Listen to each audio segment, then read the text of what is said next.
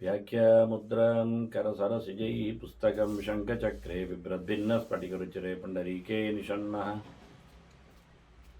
अम्लानश्रीरव्रतविशदैरंशविप्लावयन् मामाविर्भूयादनगमहिमा मानसे वागधीशः नमस्ते प्राणेश प्रणतविभुवा यावनिमगाः नमः स्वामिन् रामप्रियतमनमन् गुरुगुण नमस्तुभ्यं भीमप्रबलतमकृष्णेष्ट भगवन्नमः श्रीमन्मध्वप्रदिश सुदृशन्नो जय जय श्रीगुरुभ्यो नमः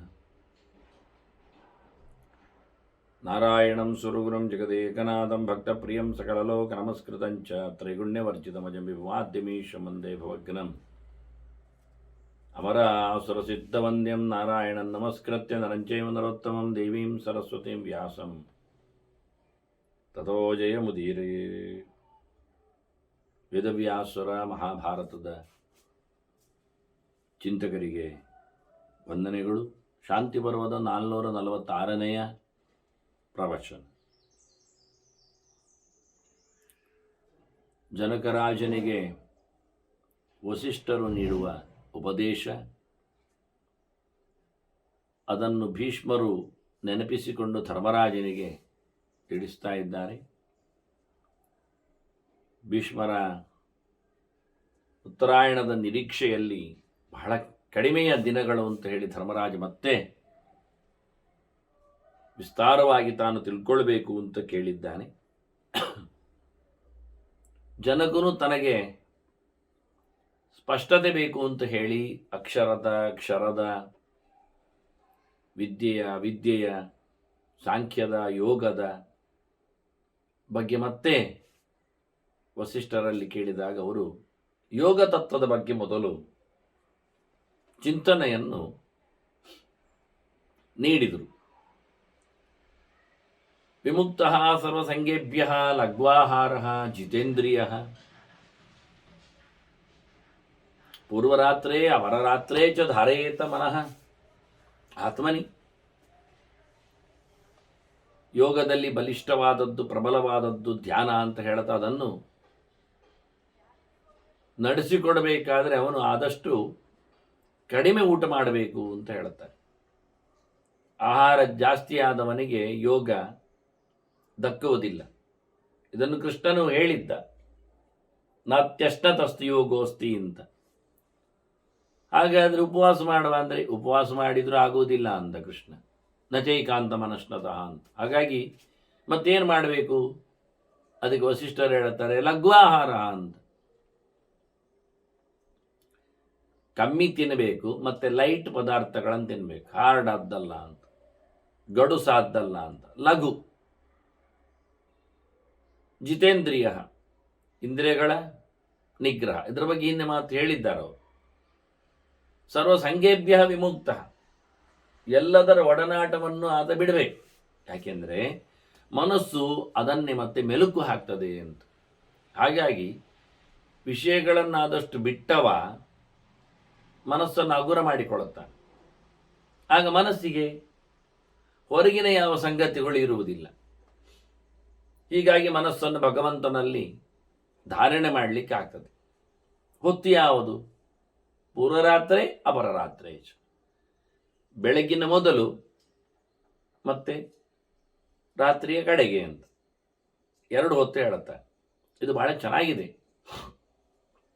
ನಿದ್ದೆಗಿಂತ ಮೊದಲು, ಆನಂತರ ಎಚ್ಚರಾದ ಕೂಡಲೇ ಅಂತ ಹೇಳಿದ ಹಾಗೆ. ರಾತ್ರಿ ನಿದ್ದೆ ಮಾಡಲಿಕ್ಕೆ ಹೋಗುವ ಮುಂಚೆ ಧ್ಯಾನ ಮಾಡಬೇಕು. ಆ ಬಳಿಕ ನಿದ್ದೆ ಮಾಡಬಹುದು.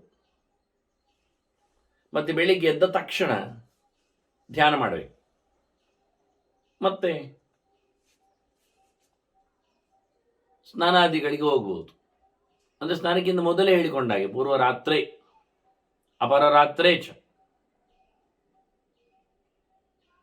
ಇದು ಒಂದು ಅರ್ಥ. ಇನ್ನೊಂದು, ಅಸ್ತಾದ ಬಳಿಕ ಮತ್ತೆ ಉದಯಕ್ಕಿಂತ ಮೊದಲು.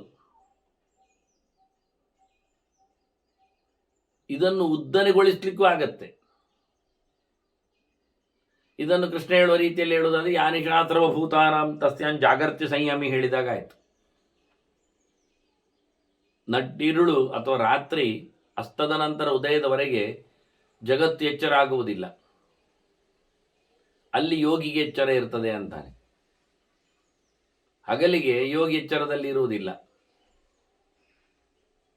ಇದು ಅರ್ಥಗಳಲ್ಲಿ ಪೂರ್ವರಾತ್ರಿ ಅಪರರಾತ್ರೇಚ ಅನ್ನುವಲ್ಲಿ ಅರ್ಥ ಮಾಡಲಿಕ್ಕೆ ಬರುತ್ತೆ. ಹಾಗಾಗಿ ಹಗಲು ಈತ ಎಲ್ಲರ ಹಾಗೆ ಕಾಣಿಸಿಕೊಳ್ಳುತ್ತಾನೆ, ಸುಮ್ಮನೆ ಇರ್ತಾನೆ.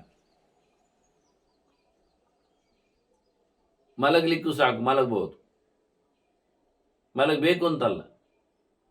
ರಾತ್ರಿ ಧ್ಯಾನಕ್ಕಾಗಿ ಎಲ್ಲ ಚಪ್ಪೆ ಆಗಿರ್ತದೆ, ಹೊರಗೆ ವಾತಾವರಣ ತಿಳಿಯಾಗಿರ್ತದೆ.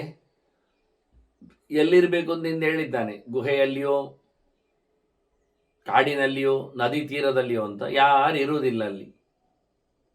ಆಗ ಧ್ಯಾನ ಮಾಡಲಿಕ್ಕೆ ಅನುಕೂಲ ಆಗ್ತದೆ.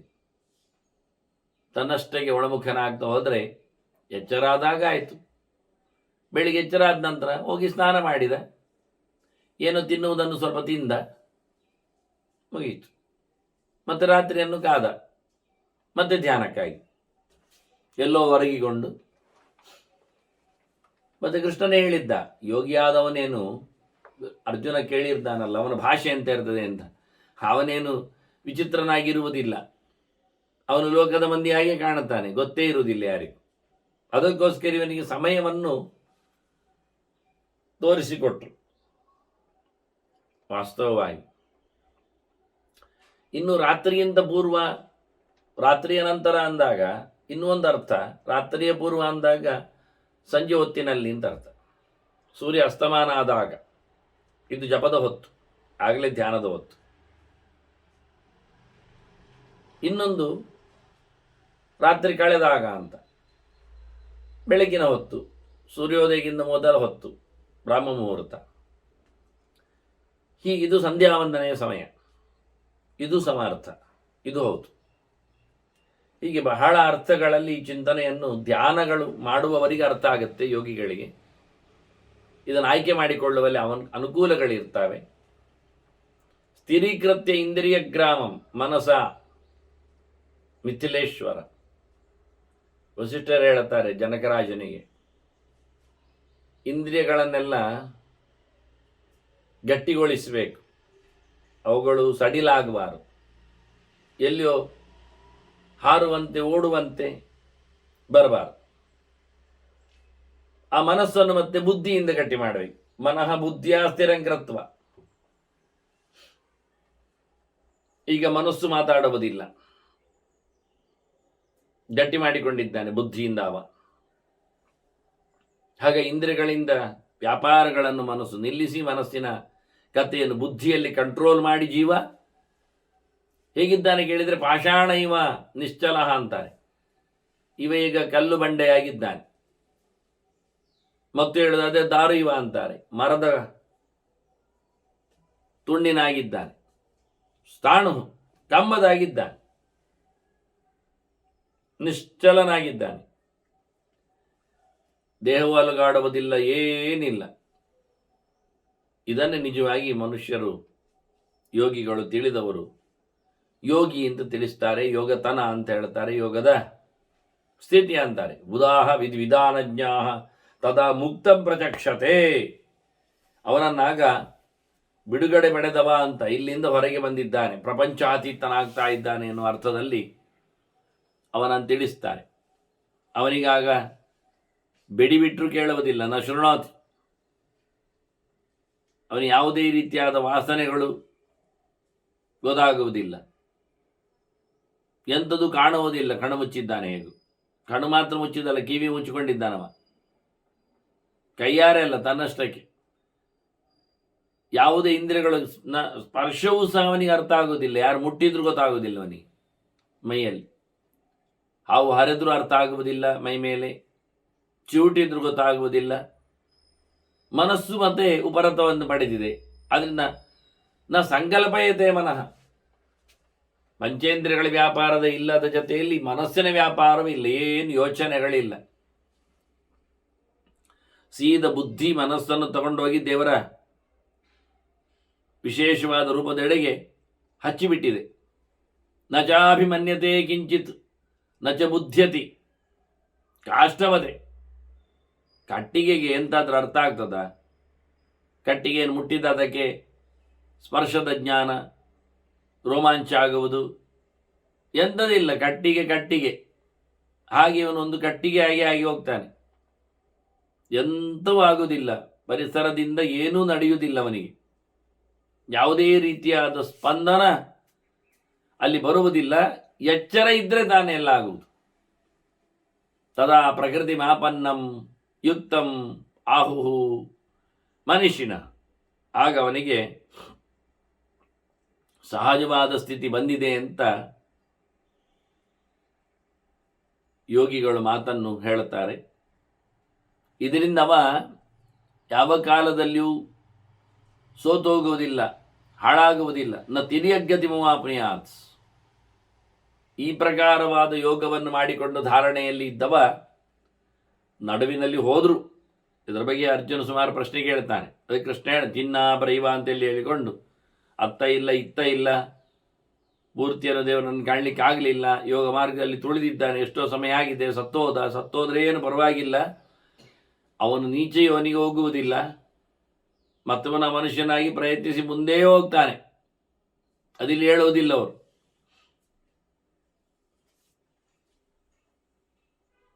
ಆತ ಮನಸ್ಸನ್ನು ಭಗವಂತನಡೆಗೆ ಹಾಕಿಕೊಂಡವ ದೇವರನ್ನು ಕಾಣುತ್ತಾನೆ. ಕಾಣಬೇಕು ಯಾವ ಜನ್ಮದಲ್ಲಿ ಆದರೂ. ಆ ಪ್ರೊಸೆಸ್ನಲ್ಲಿ ಬಂದವನು ತದಾತಂ ಅನುಪಶ್ಯೇತ. ಅವನು ಯಾವ ರೀತಿಯಲ್ಲಿ ಗುರುಗಳು ಉಪದೇಶ ಮಾಡಿದ್ದಾರೆ, ಹೇಗೆ ನೋಡ್ತಾ ಬಂದಿದ್ದಾನೆ, ಆ ಪ್ರಕಾರವಾಗಿ ಕಾಣಿಸಿಕೊಳ್ಳುತ್ತಾನೆ. ಯಸ್ಮಿನ್ ದೃಷ್ಟೇತು ಕಥ್ಯತೆ. ಈಗ ಅವನನ್ನು ಕಂಡವರು ಕಾಣುವ ಪ್ರಕಾರ ಕಂಡಿದ್ದಾನೆ ಎನ್ನುವುದಾಗಿ ಹೇಳುತ್ತಾರೆ. ಹೇಗೆ ಕಾಣುತ್ತಾನೆ? ಹೃದಯಸ್ಥಃ ಅಂತರಾತ್ಮೇತಿ ಜ್ಞೇಯ ಜ್ಞಸ್ತಾತ ಮದ್ವಿದೇಯಿ. ದೇವರು ಹೇಗೆ ಕಾಣಿಸಿಕೊಂಡ ಅಂದರೆ ಒಳಗಿದ್ದವನೇ ಕಾಣಿಸಿಕೊಳ್ಳುವ ರೀತಿ ಅದು.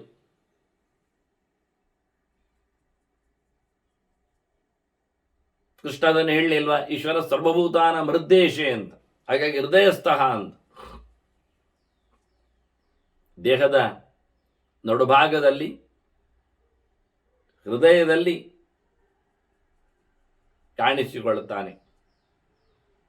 ಅಂತರ್ಯಾಮಿಯಾಗಿದ್ದಾನವ. ಅವನನ್ನು ಹಾಗೆ ತಿಳ್ಕೊಳ್ಳಿಕ್ಕೆ ಒಳಗೆ ಕೂತವನನ್ನೇ ನೋಡಲಿವ ಪ್ರಕಾರ ಯಾವುದೋ ಹೊರಗಿನ ವಸ್ತುವನ್ನು ಒಳಗೆ ತಂದದ್ದಲ್ಲ. ಬಿಂಬದರ್ಶನದ ವ್ಯವಸ್ಥೆ. ವಿಧೂಮೈವ ಸಪ್ತಾರ್ಷಿ. ಹೊಗೆಯಿಲ್ಲದ ಬೆಂಕಿಯಂತೆ ಕಾಣುತ್ತದೆ. ಆದಿತ್ಯವ ರಶ್ಮಾನ್. ಕಿರಣಗಳುಳ್ಳ ಸೂರ್ಯನಂತೆ. ವೈದ್ಯುತಃ ಅಗ್ನಿರಿವ ಆಕಾಶ. ಆಕಾಶದಲ್ಲಿ ಮಿಂಚು ಹೊಳಕಿದಂತೆ ಹೃದಯಾಕಾಶದಲ್ಲಿ ಮಿಂಚು ಬಂದಿದೆ. ಮಿಂಚಿನ ಬೆಂಕಿ ಬಂದಿದೆ, ಬೆಳಕು ಬಂದಿದೆ. ದೃಶ್ಯತೆ ಆತ್ಮ ತಥಾತ್ಮನಿ. ಹೀಗೆ ಜೀವ ನೋಡ್ತಾನೆ ತನ್ನ ದೇಹದಲ್ಲಿ, ತನ್ನ ಮನಸ್ಸಿನಲ್ಲಿ, ತನ್ನ ಹೃದಯದ ನಡುವಿನಲ್ಲಿ ಪ್ರಕಾಶವನ್ನು ಕಾಣುತ್ತಾನೆ. ಅದು ವಿಲಕ್ಷಣವಾದ ಪ್ರಕಾಶ. ಮಿಂಚಿನಂತೆ, ಸೂರ್ಯನಂತೆ, ಬೆಂಕಿಯಂತೆ.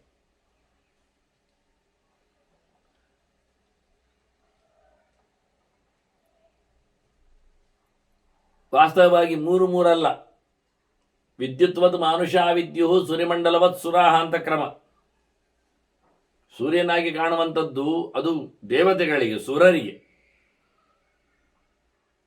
ಮನುಷ್ಯರಿಗೆ ಮಿಂಚಿನಂತೆ ಕಾಣುವಂಥದ್ದು ಒಂದು ಫ್ಲ್ಯಾಶ್, ಬೆಳಕಿನದ್ದು ಗೆರೆ.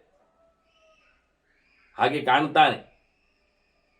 ಆಗ ಕಾಣ್ತಾ ಇದ್ದಾನೆ ಎನ್ನುವುದು ಅರ್ಥ ಆಗ್ತದೆ. ಆಗ ದೇವರನ್ನು ಸಂಪಶ್ಯಂತಿ ಮಹಾತ್ಮಾನಃ ಧೃತಿವಂತಹ ಮನೀಷಿನಃ. ಅದಕ್ಕೆ ಧೈರ್ಯವೂ ಬೇಕಾಗ್ತದೆ. ಪೊಟ್ಟು ಧೈರ್ಯದಿಂದ ಏನು ಕೆಲಸ ಆಗುವುದಿಲ್ಲ. ಗಟ್ಟಿ ಧೈರ್ಯ ಬೇಕು. ಮತ್ತೆ ಮನಸ್ಸು ದೃಢವಾಗಬೇಕು. ಆ ನೆಲೆಯಲ್ಲಿ ಆತ ಉದಾತ್ತ ಜೀವನ ಅನ್ನಿಸ್ತಾನೆ. ಹಾಗಾಗಿ ಪರಮಾತ್ಮನನ್ನು ನೋಡ್ತಾನೆ. ಸಂಪಶ್ಯಂತಿ ಅಕಯ ಪ್ರಭಿಸಂಭೂಮಕಃ ವಿಷ್ಣುವಾಚಕ ಅಂತ ಸಂಬಂಧ ದೇವರು. ದೇವರು ಎನ್ನುವ ಅರ್ಥದಲ್ಲಿಯೇ ಕಾಣ್ತಾನೆ ಅವನು. ಏನೋ ಕಂಡಿದಾಗಾಯ್ತು ಅಲ್ಲ. ಅದಕ್ಕೋಸ್ಕರ ಸಂಪಶ್ಯತಿ ಅಂದದ್ದು ವಶಿಷ್ಠರು.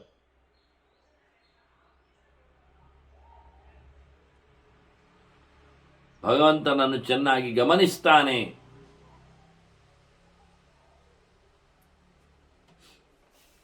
ಬ್ರಾಹ್ಮಣಾ ಬ್ರಹ್ಮಯೋನಿಸ್ಥಾ ಅಯೋನಿಂ ಅಮೃತಾತ್ಮಕಂ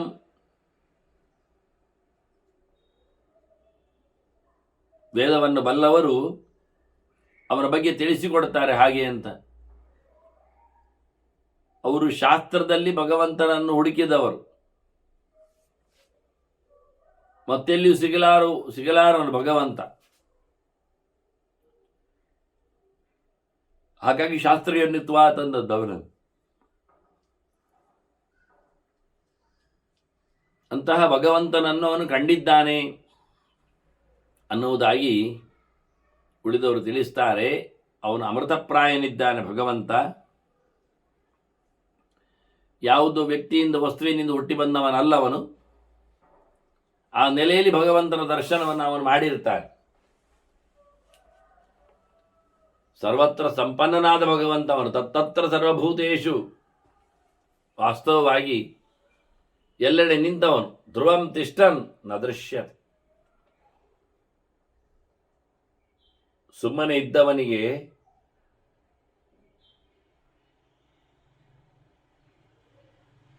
ಎಲ್ಲೆಡೆ ನೆಲೆಗೊಂಡಿದ್ದರೂ ಭಗವಂತ ಕಾಣುವುದಿಲ್ಲ. ದೇವರು ಎಲ್ಲ ಕಡೆ ಇದ್ದಾನೆ. ಅವನು ಎರಡು ರೂಪದಲ್ಲಿ ಇದ್ದಾನೆ ನೋಡಿ. ಎಲ್ಲೆಡೆ ಇದ್ದಾನೆ ಎಂದರೆ ಮಹತ್ತಿಗಿಂತ ಮಹತ್ತಾಗಿದ್ದಾನೆ. ಪ್ರತಿಯೊಂದರಲ್ಲೂ ಇದ್ದಾನೆಂದರೆ, ಕಾಣುವುದಿಲ್ಲ ಅಂದರೆ ಅಣುವಿಗಿಂತ ಅಣು ಇದ್ದಾನೆ. ದೇವರ ಅಣುವಿಗಿಂತ ಅಣುವಿದ್ದಾನೆ, ಕಾಣುವುದಿಲ್ಲ. ಮಹತ್ತಿಗಿಂತ ಮಹತ್ತಿದ್ದಾನೆ, ಸರ್ವತ್ರ ಇದ್ದಾನೆ. ಹೀಗೆ ಭಗವಂತನನ್ನು ಪ್ರಯತ್ನಪಟ್ಟವರು ದೇವರವನಿಗೆ ಕಾಣಿಸಿಕೊಳ್ಳುತ್ತೇನೆಂದಾಗ ಬಹಳ ವಿಚಿತ್ರವಾಗಿ ಬೆಳಕಿನ ಹಾಗೆ ಕಾಣ್ತಾನೆ. ಬುದ್ಧಿದ್ರವ್ಯೇಣ ದೃಶ್ಯೇತ ಮನೋದೀಪೇನ ಲೋಕಕೃತ್. ದೇವರನ್ನು ನೋಡಬೇಕಾದರೆ ದೀಪ ಬೇಕಲ್ಲ. ಕಾಣಲಿಕ್ಕೆ ಒಂದು ವಸ್ತುವನ್ನು ಕಾಣಬೇಕಾದ್ರೆ ಹೊರಗಿನಿಂದ ಬೆಳಕು ಬೇಕು. ಅದಕ್ಕೆ ಇಲ್ಲಿ ಹೇಳಿದ್ದವರು, ಮನಸ್ಸೇ ಅವನದ್ದು ದೀಪವಾಗಿದೆ. ಅದರಿಂದ ಭಗವಂತನನ್ನು ಕಾಣುತ್ತಾ ಇದ್ದಾನೆ. ಮನಸ್ಸು ತೋರಿಸ್ತಾ ಉಂಟು ದೇವರನ್ನು. ಅದರೊಟ್ಟಿಗೆ ಬುದ್ಧಿದ್ರವ್ಯೇಣ, ಜೀವನೇ ಪ್ರಧಾನವಾಗಿ ಅಲ್ಲಿ ಕೆಲಸ ಮಾಡ್ತಾ ಇದ್ದಾನೆ. ಅವನು ಬುದ್ಧಿ ಉಪಯೋಗಿಸಿಕೊಳ್ತಾನೆ. ಹೀಗಾಗಿ ಅಂತರಿಂದ್ರಿಯಗಳೆರಡರ ಪ್ರಯತ್ನದಿಂದ ಭಗವಂತನನ್ನು ಆತ ನೋಡ್ತಾ ಇದ್ದಾನೆ. ಆತ ಮಹತಃ ತಮಸಸ್ತಾತ ಬಾರೇ ತಿಷ್ಟನ್ ನ ತಾಮಸ. ಪ್ರಕೃತಿ ಅವಳಿಗಿಂತ ಆಚೆ ಇದ್ದಾನೆ. ಪ್ರಕೃತಿ ಅದು ಮನುಷ್ಯನನ್ನು ಮುಚ್ಚುತ್ತದೆ. ಆ ತೆರೆಯಿಂದ ಆಚೆ ಸರಿದಾಗ ಭಗವಂತನ ದರ್ಶನ ಆಗಲಿಕ್ಕೆ ಉಂಟು. ದೇವರು ಪ್ರಾಕೃತನಲ್ಲ, ದೇವರು ಕತ್ತಲೆಯಲ್ಲಿ ಇಲ್ಲ. ಆದರೆ ದೇವರು ಕತ್ತಲನ್ನು ತೆಗೆಯುತ್ತಾನೆ.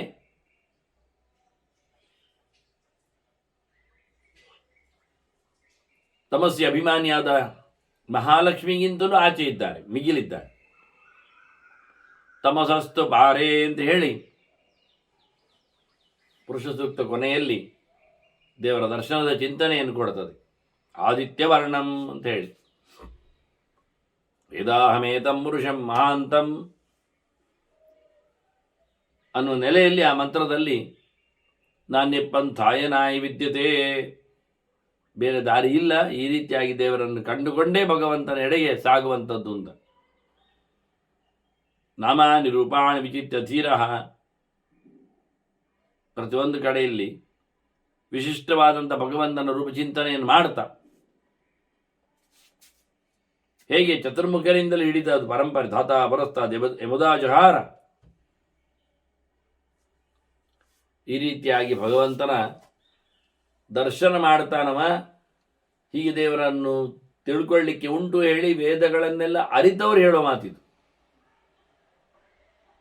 ಸಚ ಮಾನಸ ಇತ್ಯುಕ್ತ ತತ್ವಜ್ಞೈ ವೇದಪಾರಗೈ. ನೀವು ಕಂಡದ್ದು ದೇವರನ್ನು ನಿಮ್ಮ ಮನಸ್ಸಿನಲ್ಲಿ ನೀವೇ ಮಾಡಿಕೊಂಡಿರತಕ್ಕಂಥ ಒಂದು ಮೂರ್ತಿಯಾಗಿ.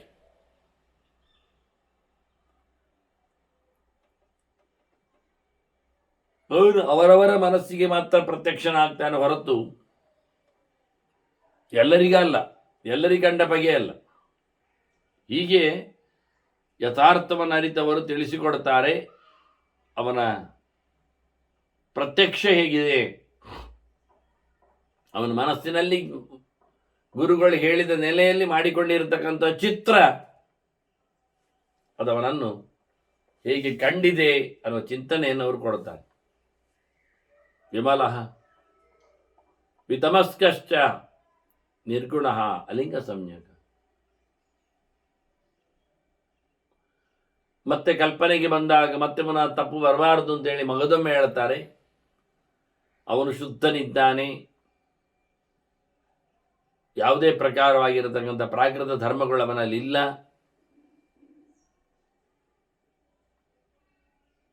ಅವನು ಪ್ರಧಾನನಾದಂತಹ ಜ್ಞಾನರೂಪವನ್ನು ಅಂತ ಹೇಳಲಿಕ್ಕೋಸ್ಕರ ಮಗದೊಮ್ಮೆ ವಿತಮಸ್ಕಃ. ಹಾಗೆ ಅವನು ಯಾವುದೇ ರೀತಿಯಾದಂತಹ ಪ್ರಾಕೃತವಾದ ಗುಣವನ್ನು ಹೊತ್ತವನಲ್ಲ, ನಿರ್ಗುಣನು. ಹಾಗಾಗಿ ಚಿಹ್ನೆಯಿಂದ ತಿರ್ಲಿಕ್ಕೆ ಆಗುವುದಿಲ್ಲ ಅವನನ್ನು ನಿರಂತರವಾದ ಅವನನ್ನು ಪಡೆಯತಕ್ಕಂಥ ಒಂದು ಸಣ್ಣವಾದ ಭೌತವಾದ ಬಾಹ್ಯವಾದ ಯಾವುದೇ ಕುರುಹುಗಳು ದೇವರಲ್ಲಿ ಇಲ್ಲ.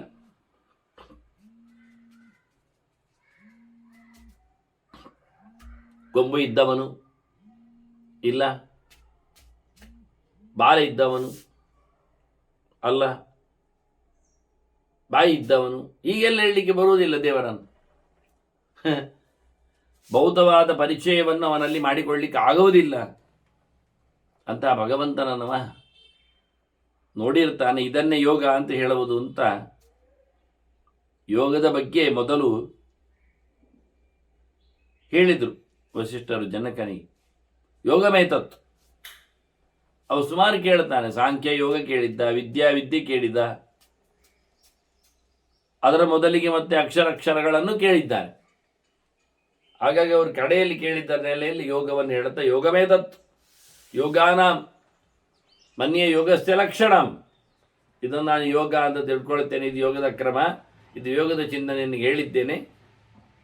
ಹೀಗೆ ಯೋಗಿಗಳು ಭಗವಂತನನ್ನು ಕಾಣಬೇಕಾದವನ್ನು ಕಾಣ್ತಾರೆ. ಏವಂ ಪಶ್ಯಂ ಪ್ರಪಶ್ಯಂತಿ ಆತ್ಮಸ್ಥಂ ಅಜರಂ ಪರಂ. ತನ್ನಲ್ಲಿರುವ ಭಗವಂತನನ್ನು ನೋಡುತ್ತಾರೆ, ಆತ್ಮಸ್ಥ. ಹಾಗೆ ಅಜರಂ, ಅವನು ಯಾವುದೇ ರೀತಿಯಾದಂಥ ಪ್ರಾಕೃತವಾದಂಥ ಸಂಬಂಧ ಇಲ್ಲದೆ ಇರಲಿಕ್ಕಾಗಿ ಅವನು ಯಾವುದೇ ತನವನ್ನು ಕಳ್ಕೊಳ್ಳುವುದಿಲ್ಲ. ಅಜರ ಇದ್ದಾನೆ, ಪರ ಇದ್ದಾನೆ, ಶ್ರೇಷ್ಠ ಇದ್ದಾನೆ. ಮತ್ತೊಂದು ಮಾತು ಹೇಳುವುದಾದರೆ ಆತ್ಮಸ್ಥಮನ್ನುವಾಗ ಜೀವನಲ್ಲಿದ್ದಾನೆ ಹೇಳಿದರೆ ಎಲ್ಲ ಜೀವರಲ್ಲಿ ಇದ್ದಾನೆ. ಜೀವಾಭಿಮಾನಿ ಅನಿಸಿಕೊಂಡ ಚತುರ್ಮುಖನನ್ನು ಸಹ ಅಜರಂ, ಅಜಂ ರಮಯತಿ ಅಂತ ಅರ್ಥದಲ್ಲಿ ಚತುರ್ಮುಖನನ್ನು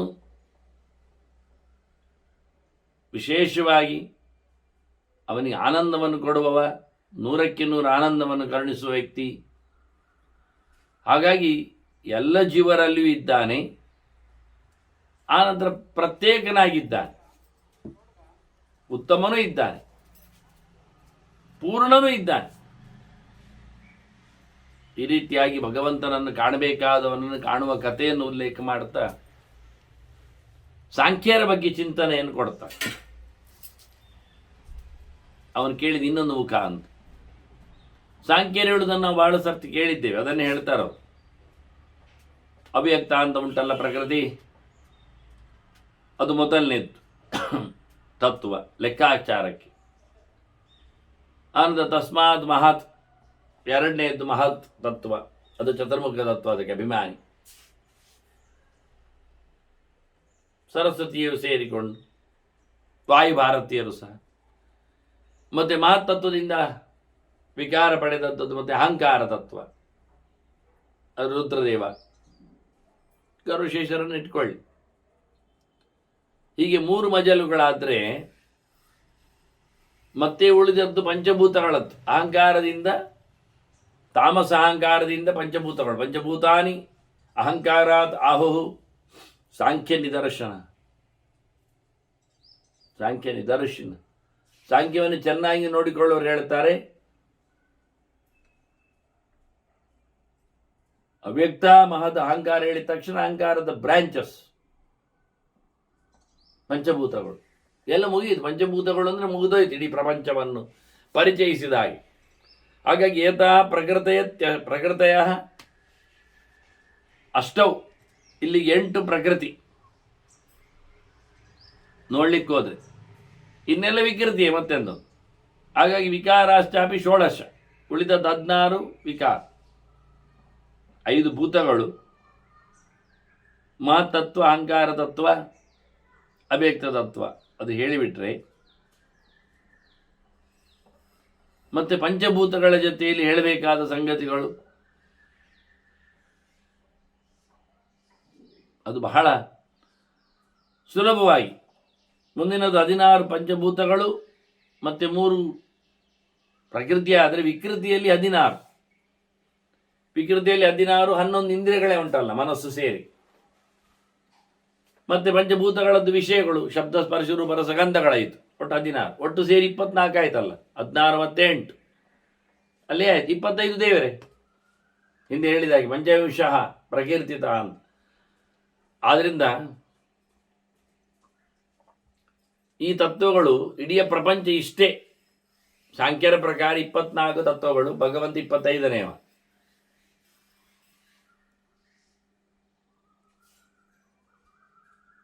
ಈ ರೀತಿಯಾಗಿ ಚಿತ್ತರುಗಳನ್ನು ಕೊಟ್ಟು ಇವುಗಳು ಹುಟ್ಟಿ ಬರುವ ಕ್ರಮ, ಇವುಗಳ ಸಂಹಾರದ ವ್ಯವಸ್ಥೆ. ಯಸ್ಮಾದಿದ ವಿಜಾಯೇತ ತತ್ರೈವ ಪ್ರಲೀಯತೆ. ಯಾವುದರಿಂದ ಯಾವುದರ ಸೃಷ್ಟಿಯೋ ಅದು ಅದರಲ್ಲೇ ಲಯಗೊಳ್ಳುವುದು. ಆಕಾಶಾತ್ ವಾಯು, ವಾಯೋರಗ್ನಿ, ಅಗ್ನೇರಾಭ, ಅದ್ಭ್ಯ ಪೃಥ್ವಿ ಅಂತೇಳಿ ಪಂಚಭೂತಗಳ ಸೃಷ್ಟಿಯಾದರೆ ಅದು ಲಯ ಆಗುವುದು ಪೃಥ್ವಿ ನೀರಿನಲ್ಲಿ, ನೀರು ಜಲದಲ್ಲಿ, ಜಲ ಗಾಳಿಯಲ್ಲಿ, ಗಾಳಿ ಆಕಾಶದಲ್ಲಿ, ಆಕಾಶ ಆತ್ಮನಲ್ಲಿ, ಆತ್ಮನ ಆಕಾಶ ಸಂಭೂತ.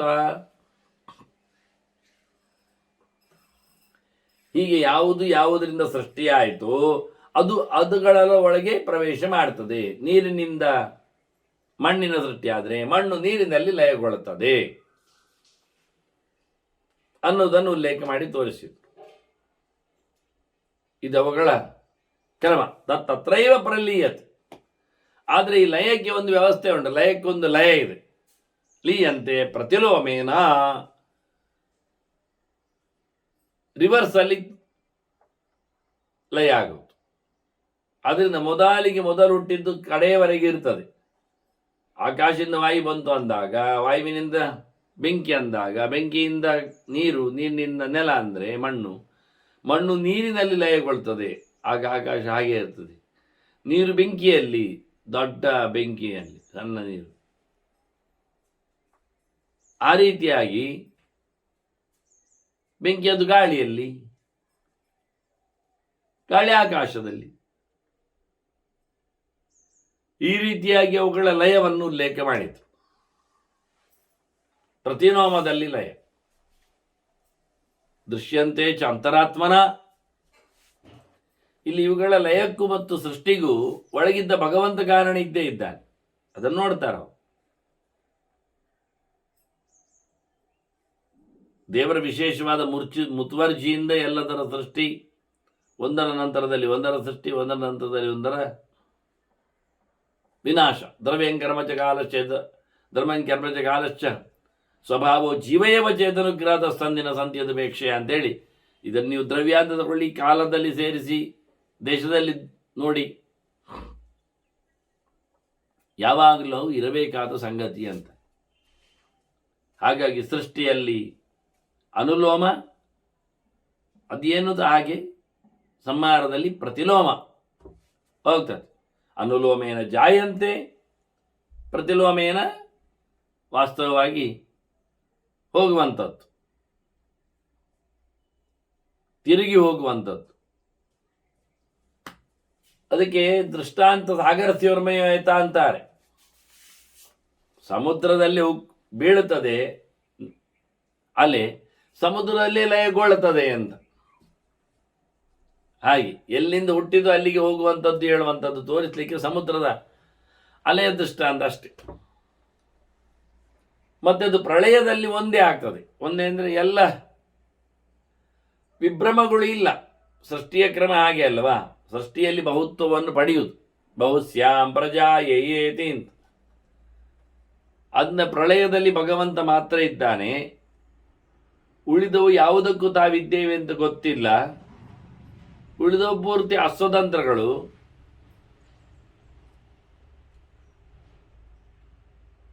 ಅದಕ್ಕಾಗಿ ಏಕತ್ವವನ್ನು ಹೇಳುದು, ಒಂದೇ ಇರುವುದು ಅಂತ. ಸ್ವತಂತ್ರವಾಗಿ ಯಾವುದೂ ಇಲ್ಲ. ಏಕಮೇವ ದ್ವಿತೀಯಂ ಬ್ರಹ್ಮ. ಮತ್ತೆ ಸೃಷ್ಟಿಯ ನಂತರದಲ್ಲಿ ನಾನಾತ್ವ ಅಂದರೆ ಬಹುತ್ವ, ಅಂದರೆ ಬಹುತ್ವ ದ್ರವ್ಯಗಳಲ್ಲಿ ಬಹುತ್ವ. ಅದರಲ್ಲಿ ಭಗವಂತ ತತ್ಸೃಷ್ಟವಾದ ದೇವಾನು ಪ್ರಾವಿಶತ್ ಅಂತೇಳಿ ದೇವರು ಕೂತಿದ್ದಾನೆ. ದೇವರನ್ನು ನಾವು ಅಧಿಷ್ಠಾತೃ ಅಂತೇವೆ. ಅವನು ನಮಗೆ ಆಧಾರ ಇದ್ದಾಗೆ. ಅಧಿಷ್ಠಾನಾತ್ ಅಧಿಷ್ಠಾತ, ಎಲ್ಲದರ ಮೇಲೆ ಇದ್ದಾನೆ, ಎಲ್ಲವನ್ನು ತನ್ನದರ ಮೇಲೆ ಇಟ್ಟುಕೊಂಡಿದ್ದಾನೆ ಅನ್ವರ್ಥದಲ್ಲಿ. ಹಾಗೆಯೇ ಇನ್ನೊಂದು ಚಿಂತನೆಯಲ್ಲಿ ಭಗವಂತನ ಬಗ್ಗೆ ಅವನು ಬಹಳಷ್ಟು ಆದದ್ದಕ್ಕೆ ಬಹುಧಾತ್ಮಾನಮಗರೋತ್. ಮತ್ತೆ ಪ್ರಕೃತಿ ಪ್ರಸವಾತ್ಮಿಕ, ಅವಳಲ್ಲಿ ಬಹು ಪ್ರಕಾರದಿಂದ ಸೃಷ್ಟಿಯನ್ನು ಮಾಡ್ತಾ ಇದ್ದಾನೆ. ಭಗವಂತನು ತನ್ನನ್ನು ತಾನೇ ಸೃಷ್ಟಿ ಮಾಡಿಕೊಂಡು ಬರ್ತಾ ಇರ್ತಾನೆ. ಮತ್ತೆ ದೇವರು ಅಧಿಷ್ಠಾತ್ರಿ ಇದ್ದಾಗೆ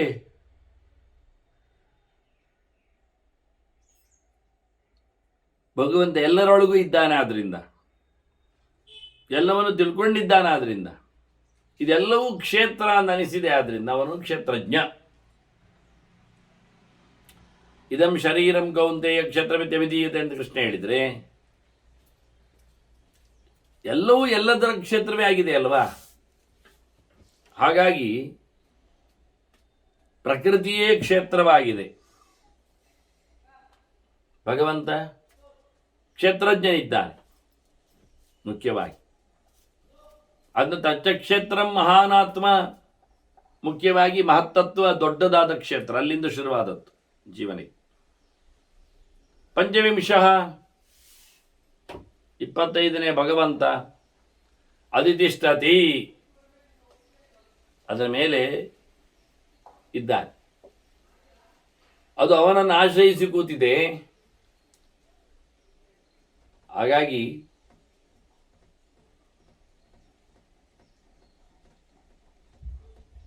ಜಗತ್ತಿಗಿಂತ, ಜಗತ್ತಿನ ಅಭಿಮಾನಿಗಳಿಗಿಂತ, ತತ್ವಗಳಿಗಿಂತ, ತತ್ವೇಶರಿಗಿಂತ ಅತ್ಯಂತ ಮಿಗಿಲಾದವ, ಪ್ರತ್ಯೇಕನಾದವ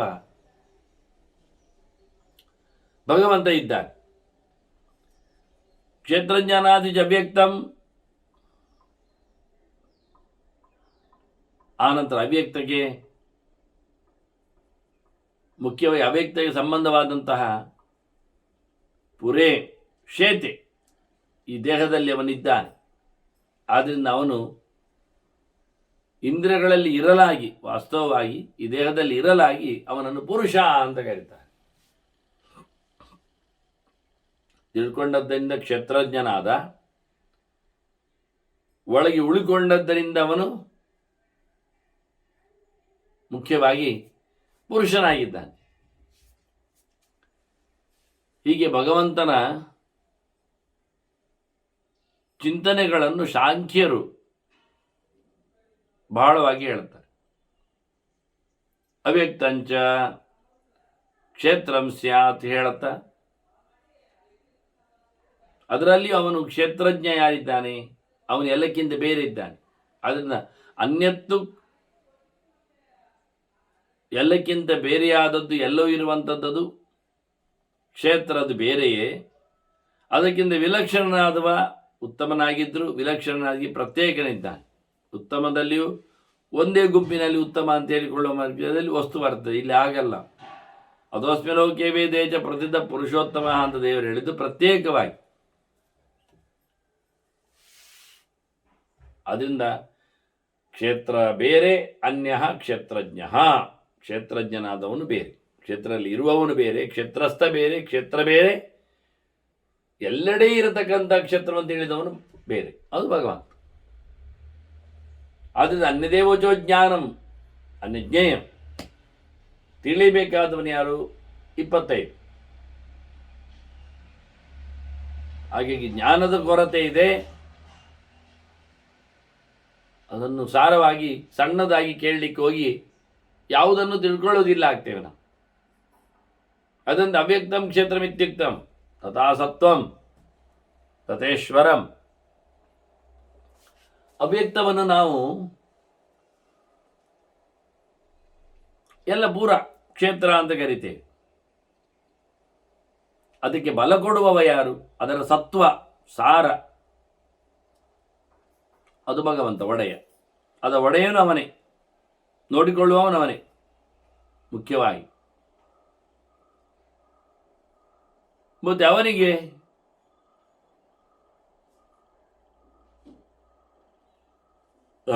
ಯಾರು ಒಡೆಯರ ಇಲ್ಲ ಅವನಿಗೆ.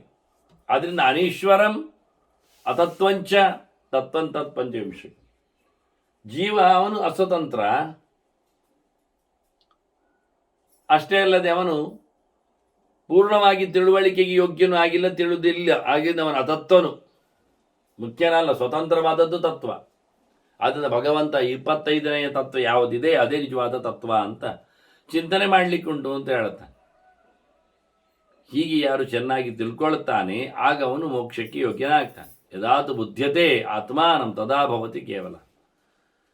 ದೇವರನ್ನು ಯಾರು ಹೃದಯದಲ್ಲಿ ನೋಡ್ತಾನೋ, ತಿಳ್ಕೊಂಡಿದ್ದಾನೋ ಅಂತವ ನಿಜವಾಗಿ ಶುದ್ಧನು ಅಂತ ಅನಿಸ್ತಾನೆ. ಅವಿದ್ಯೆಯಿಂದ ದೂರ ಬಂದಿದ್ದಾನೆ, ಅವಿದ್ಯಾಕಾರ್ಯವಾದ ಸಂಸಾರದಿಂದ ಪಾರಾಗಿದ್ದಾನೆ ಅನ್ನುವ ರೀತಿಯಲ್ಲಿ ಯದಾತು ಬುದ್ಧತೆ ಆತ್ಮ ನಮ್ಮ ಹೇಳ್ತಾ ಯೋಮೇತತ್ ವಿಜಾನಂತಹ ಸಾಮ್ಯತಾಂ ಪ್ರತಿಯಾಂತಿತ್ತು. ಇಲ್ಲಿ ಸಾಮ್ಯತಾಂ ಪ್ರತಿಯಾಂತಿ ಹೀಗೆ ತಿಳಿದವರು ಅಂತ ಹೇಳಿದರೆ ಪರೇ ಅವಿಯೇ ಸರ್ವೇ ಕೀ ಭವಂತಿ ಅನ್ನುವ ಅರ್ಥ ಆಗಲಿ, ನಿರಂಜನ ಪರಮಂ ಸಾಮ್ಯಪೇತಿ ಅನ್ನುವ ಅರ್ಥ ಆಗಲಿ, ಇಲ್ಲಿಯವರು ಹೇಳಲಿಕ್ಕೆ ಆಗುವುದಿಲ್ಲ. ಅದು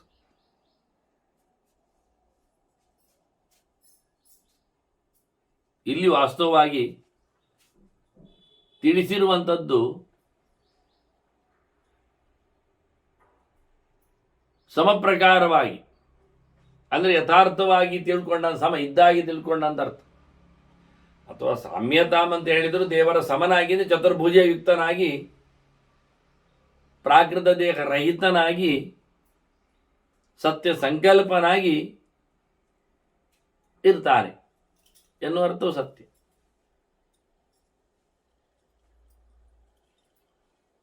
ಸಾಮ್ಯವನ್ನು ಹೇಳುವಲ್ಲಿ ವಸ್ತುವಿನ ಭೇದ ಇದ್ದೇ ಇರ್ತದೆ, ಅದಿಲ್ಲದೆ ಹೇಳಲಿಕ್ಕೆ ಆಗುವುದೇ ಇಲ್ಲ. ಖಾಲಿ ಆದರ್ಶದಿಂದ ಹೇಳುವಂತಕ್ಕೆ ಆಗುವುದು ಅಲ್ಲದ್ದು ವಿಷಯ. ಹೀಗೆ ಭಗವಂತನನ್ನು ತಿಳಿದವನು ಸಮವಾದ ಜ್ಞಾನವುಳ್ಳವನಾಗ್ತಾನೆ. ಭಗವಂತನಿಗೆ ಸಾಲೋಕ್ಯತಾಂ ಸಾರ್ಷಿತಾಂ ಸ್ವರೂಪತಾಂ ಹೇಳಿಕೊಂಡಾಗೆ ನಾನಾ ವಿಧವಾದ ಮೋಕ್ಷವನ್ನು ಅನುಭವಿಸಲು ಸಮರ್ಥನಾಗ್ತಾನೆ. ಸಮ್ಯಕ್ ನಿದರ್ಶನಂ ನಾಮ ಪ್ರತ್ಯಕ್ಷಂ ಪ್ರಕೃತೇಸ್ತಥಾ ಗುಣತಶ್ಚಾನ್ಯತೈತಾನಿ ನಿರ್ಗುಣನ್ಯಃ ತಥಾ ಭವೇತ್. ಈ ಪ್ರಕೃತಿ ಅದು ಗುಣಾತ್ಮಕವಾದ್ದರಿಂದ, ತ್ರಿಗುಣಗಳ ಸಂಪರ್ಕದಲ್ಲಿ ಸೇರಿದ್ದರಿಂದ ಅದನ್ನು ನಾವು ಬೇರೆ ಹೇಳುತ್ತೇವೆ. ಅದು ಪ್ರತ್ಯಕ್ಷ ಅಂದರೆ ಅನುಭವಕ್ಕೆ ಬರುವಂಥದ್ದು, ಇಂದ್ರಿಯಗಳಿಗೆ ಗೋಚರವಾಗುವುದು. ಇದು ಬಾಕಿ ಇಂದ್ರಿಯಗಳಿಗೆ ನಿಲುಕದ ಸಂಗತಿ. ಆದ್ದರಿಂದ ಇದು ಅನ್ಯವೇ ಆಗಿದೆ, ಪ್ರತ್ಯೇಕವೇ ಆಗಿದೆ, ಬೇರೆಯೇ ಆಗಿದೆ, ಸ್ವತಂತ್ರವೇ ಆಗಿದೆ. ಗುಣಾತೀತವಾಗಿದೆ. ಹೀಗೆ ತಿಳಿದವನು ಮತ್ತೆ ಬರುವುದಿಲ್ಲ. ತತ್ವೇವಂ ವರ್ತಮಾನಾನಾಂ ಆವೃತ್ತಿ ವಿದ್ಯತೆ ಪುನಃ. ಹೀಗೆ ಭಗವಂತನ ಅರಿವನ್ನು ಸಂಪಾದನೆ ಮಾಡಿದವನಿಗೆ ಮತ್ತೆ ಹುಟ್ಟಿ ಬರಲಿಕ್ಕೆ ಇಲ್ಲ ಅಂತಾರೆ. ವಿದ್ಯತೆ ಅಕ್ಷರಭಾವತ್ವೇ ಸಪರಾತ್ಪರಮವ್ಯಯಂ. ಅವನು ಪ್ರಕೃತಿ ಪರ ಅಂತ ಇರುದು. ಪರ ಅಂದರೆ ಶ್ರೀ ಅಂತ ಅರ್ಥ. ಪ್ರಕೃತಿ ತತ್ವಕ್ಕೆ ಅವ್ಯಕ್ತಕ್ಕೆ ಹೆಸರು ಶ್ರೀ ಪರ, ಪ್ರಕೃತಿ ಪ್ರೋಕ್ತ ಅಂತ. ಅದಕ್ಕಿಂತ ಮಿಗಿಲಾದವ, ತತ್ವಕ್ಕಿಂತ ಮಿಗಿಲಾದವ ಭಗವಂತನನ್ನು ಅವರು ತಿಳ್ಕೊಂಡಿದ್ದರೆ ಅಂತ ಭಗವತ್ ತತ್ವವನ್ನು ಪಡಿತಾರೆ. ಅವನು ಯಾವುದೇ ಪ್ರಕಾರವಾದಂತಹ ಸೃಷ್ಟಿಯಾದಿಗಳಲ್ಲಿ ಸೋಲುವುದಿಲ್ಲ ಎನ್ನುವ ಚಿಂತನೆ ಮಾಡಿದರೆ ಅಂತ ಭಗವಂತನನ್ನು ಅವನು ಪಡಿತಾನೆ. ತಿಳ್ಕೊಂಡವ ಪಡಿತಾನೆ. ಮತ್ತು ಯಾರು ಒಂದೇನು ತಿಳ್ಕೊಳ್ತಾರೆ, ಎಲ್ಲ ತತ್ವಗಳನ್ನಾಗಲಿ ತನ್ನನ್ನಾಗಲಿ ಜೀವನನ್ನಾಗಲಿ ಪಶ್ಯೇರನ್, ವಾಸ್ತವವಾಗಿ ಏಕಪ್ರಕಾರದಲ್ಲಿ ಒಂದೇ ಹೇಳಿಕೊಂಡು ತಿಳಿದವರು ನ ಸಮ್ಯಕ್ ತೇಷು ದರ್ಶನ. ಭಗವಂತನಲ್ಲಿ ಪ್ರಕೃತಿಯ ಅಥವಾ ಪ್ರಪಂಚದ ಐಕ್ಯವನ್ನು ತಿಳಿಸುವವ ದೇವರನ್ನು ಚೆನ್ನಾಗಿ ತಿಳಿದಿಲ್ಲ ಅರ್ಥ. ಯಾಕೆ? ಇಲ್ಲಿ ಗುಣ ಇದೆ, ಅಲ್ಲಿ ಗುಣ ಇಲ್ಲ. ಇಲ್ಲಿ ಇತರ ವಸ್ತುಗಳ ಸಂಪರ್ಕ ಇದೆ, ಅಲ್ಲಿ ಇಲ್ಲ ಎನ್ನುವುದನ್ನು ಗಮನಿಸುವುದಿಲ್ಲ. ಅಲ್ಲಿಯೂ ಆ ರೀತಿಯಾದಂತಹ ಸಂಪರ್ಕವನ್ನು ಕೊಟ್ಟು ಹಾಳು ಮಾಡ್ತಾರೆ ವಾಸ್ತವವಾಗಿ. ಹಾಗಾಗಿ ಎಲ್ಲರಲ್ಲಿಯೂ ಪ್ರತ್ಯೇಕನಾದ ಭಗವಂತನಲ್ಲಿ ಯಾವುದೇ ರೀತಿಯಾದ ಬಾಹ್ಯ ಪ್ರಾಪಂಚಿಕವಾದ ವಸ್ತುಗಳ ಸಂಬಂಧವನ್ನು, ಐಕ್ಯವನ್ನು ಹೇಳಲಿಕ್ಕಿಲ್ಲ. ಹೇಳಿದರೆ ಚೆನ್ನಾದ ದರ್ಶನ ಅಲ್ಲ.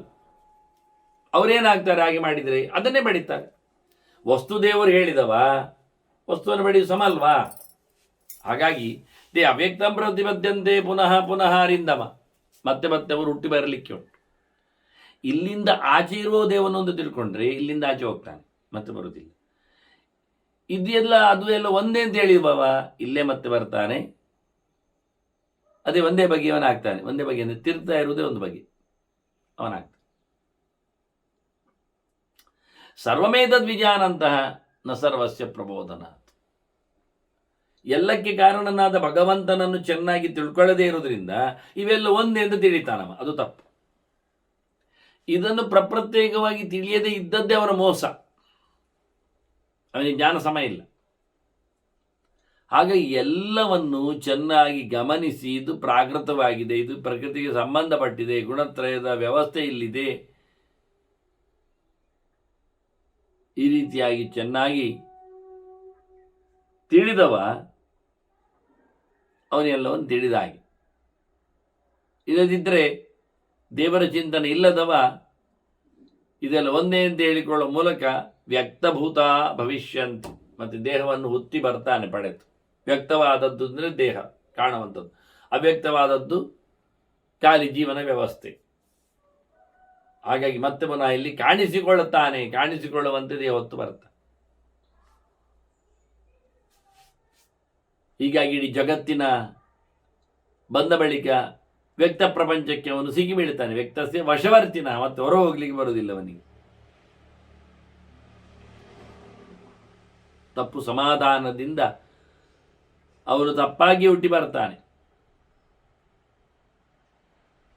ಹೌದು, ಸರ್ವಂ ಅವ್ಯಕ್ತಂ ಉಚ್ಯತೆ. ಎಲ್ಲವೂ ಅವ್ಯಕ್ತ ಅಂತ ನಾವು ಪ್ರಕೃತಿಯ ಸಂಬಂಧಪಟ್ಟದ್ದಾದ್ರೆ ಎಲ್ಲವೂ ಪ್ರಕೃತಿಯ ಪ್ರಾಕೃತವಾದದ್ದು ಹೇಳಿದರೆ ದೇವರೊಬ್ಬನೇ ಅವನು ಅಸರ್ವ ಆಗ್ತಾನೆ. ಆಗ ಇದು ಸರ್ವಂ ಪ್ರಾಕೃತಂ, ಅವನ ಅಸರ್ವ, ಸರ್ವದಲ್ಲಿ ಸೇರಲಿಲ್ಲ ಅವನು ಯಾರು? ಪಂಚವಿಂಶಃ ಅಸರ್ವ ಪಂಚವಿಂಶಕಃ. ಇಲ್ಲಿ ಹೇಳಿದಂತೆ ಸರ್ವಂ ಅವ್ಯಕ್ತಮುತ್ಯಾಹು, ಎಲ್ಲಕ್ಕೂ ವಿಕಾರಗಳಿರ್ತವೆ, ಅವನು ವಿಕಾರ ಇಲ್ಲದವನಾಗಿದ್ದಾನೆ ಭಗವಂತ. ಈ ರೀತಿಯಾಗಿ ಯಾರು ತಿಳ್ಕೊಂಡಿರ್ತಾನೆ, ಏನಂ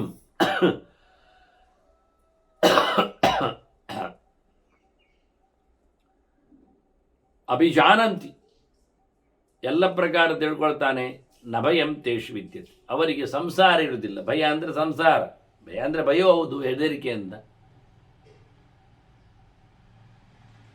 ಆದ್ದರಿಂದ ಈ ರೀತಿಯಾಗಿ ಭಗವಂತನ ಎಚ್ಚರವನ್ನು ಪಡೆದವನಿಗೆ ಮತ್ತೆ ಹುಟ್ಟಿ ಬರುವ ಕಥೆ ಇಲ್ಲ ಎನ್ನುವುದನ್ನು ಸಾಂಖ್ಯಶಾಸ್ತ್ರದ ಚಿಂತನೆಯ ಬಗೆಯನ್ನು, ತತ್ವಗಳ ಬಗೆಯನ್ನು ತಿಳಿಸಿದರು. ಇನ್ನು ಅವನು ಕೇಳಿರತಕ್ಕಂಥ ಮತ್ತೊಂದು 2 ಅಂಶಗಳು ಸಾಂಖ್ಯಯೋಗದಂತೆ ವಿದ್ಯಾವಿದ್ಯೆ ಅಂತ. ವಿದ್ಯೆ ಮತ್ತು ಅವಿದ್ಯೆ. ಅವಿದ್ಯೆ ಇದುವೇ ಮತ್ತೆಂದದ್ದು. ಅವಿದ್ಯಾ ಮಾಹುರ್ ಅವ್ಯಕ್ತಂ, ಪ್ರಕೃತಿಯನ್ನೇ ನಾವು, ಇಡೀ ಪ್ರಪಂಚವನ್ನೇ ನಾವು ಅವಿದ್ಯೆ ಅಂತ ಹೇಳ್ತೇವೆ. ಹಾಗಾದ್ರೆ ವಿದ್ಯಾರು ವಿದ್ಯೋ ವೈ ಪಂಚವಿಂಶ ಮತ್ತೆಂದದ್ದು.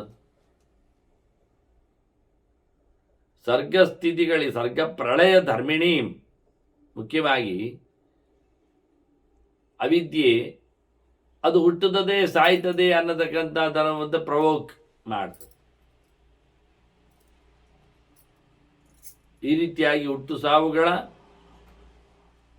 ನಿತ್ಯ ಧರ್ಮವುಳ್ಳಂತಹ ಪ್ರಕೃತಿ ಮುಖ್ಯವಾಗಿ ಅವಿದ್ಯೆ ಎಂದು ಅನಿಸ್ತದೆ. ಹಾಗೆ ವಿದ್ಯೆ ಯಾವುದು ಅಂದರೆ ವಿದ್ಯೋ ವೈ ಪಂಚವಿಂಶಕ, ವಿದ್ಯೆ ಅಂದರೆ ಭಗವಂತನೇ. ಹಾಗಾಗಿ ಹಿಂದೆ ಹೇಳಿದ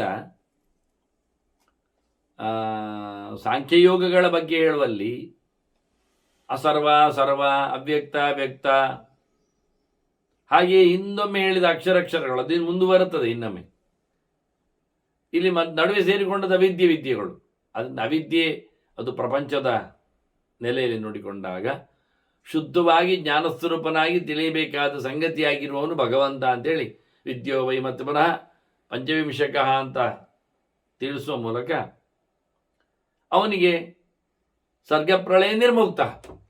ಈಗ ನಾವು ಹಾಗೆ ಮಾಡುವ, ಯಾವುದರಲ್ಲಿ ಸೃಷ್ಟಿ ಸಂಹಾರಗಳಿಗೆ ಹುಟ್ಟು ಸಾವುಗಳು ಯಾವ ಸಿಕ್ಕಿಬೀಳುತ್ತವೆಯೋ ಅದು ಆಚೆ.